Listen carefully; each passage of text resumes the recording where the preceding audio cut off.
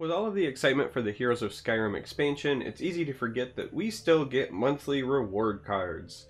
But the monthly reward card for the month of June has been revealed, and let's go take a look and see what we got.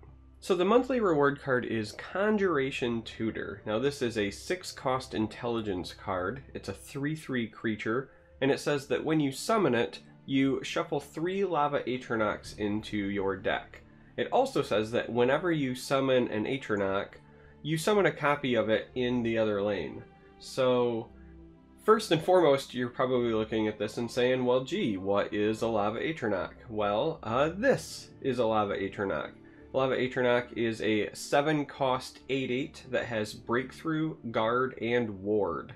So that's a lot of stats on those bodies. So in many ways, this is like a late game version of Ungolem. Instead of giving you a bunch of cheap bodies, this shuffles in copies of creatures that you're hoping to, draw and help you close out the game. They're big, they're defensive, they're pretty resilient with Ward.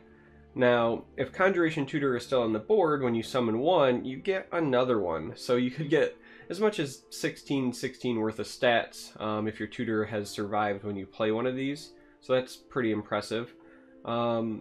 There are some things I want to point out about the tutor, though. It's not just the Lava Atronach that can be copied. It's technically any Atronach that can be copied into the other lane. And so I think that if you are looking to play this card, the real value is going to be in what other cards you can combine this with. So, some obvious ones. Hierarch Summoner. This is a card that gives you one of 3 Atronachs at random, but it does put it into your hand, so later on when you play the Conjuration Tutor, you may or may not also be able to play one of the Atronachs.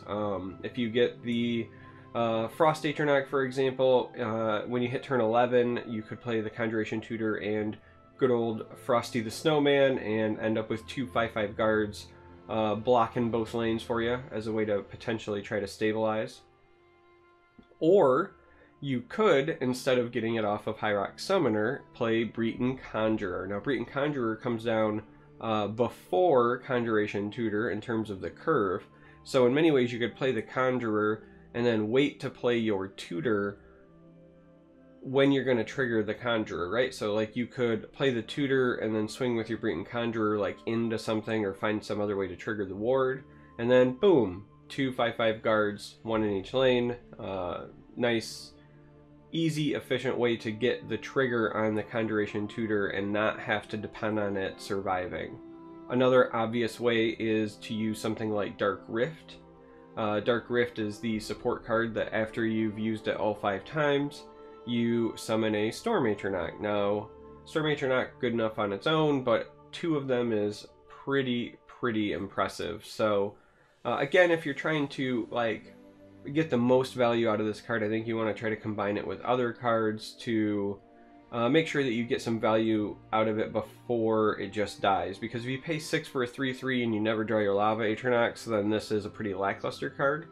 Now, the dream, if you will, is obviously Supreme Atromancer. If you have just one Conjuration Tutor on the board, Supreme Atromancer will summon 4 Flame Atronachs and will do 8 damage directly to your opponent's face, and that's just with one tutor on the board. So obviously that is the dream, but there is one non-Atronach card I want to point out. It was mentioned in the Bethesda article as a potential card to synergize with this, and I think that it is correct, right? I think it's a great suggestion, and that is Altar of Despair. Now the reason I think that is because if you're used to playing Altar Assassin or other Altar decks, typically Ungolem was amazing in that, because if you've played Ungolem, then the first time you use Altar, you always get a Brotherhood Assassin, or the first time you use Altar, you get Ungolem, and then subsequent altars will summon your assassins, and so on and so forth, right? So you're used to